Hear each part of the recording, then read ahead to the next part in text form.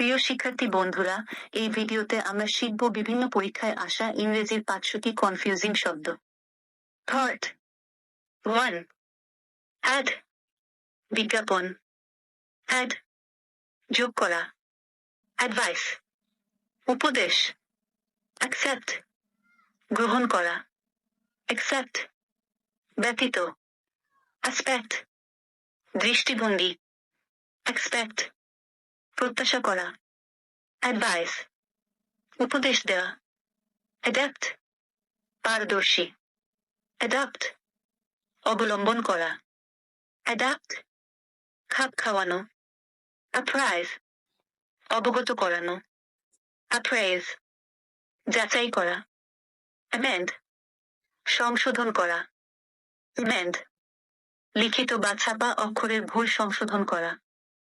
প্রিয় শিক্ষার্থী বন্ধুরা, পরবর্তী ভিডিও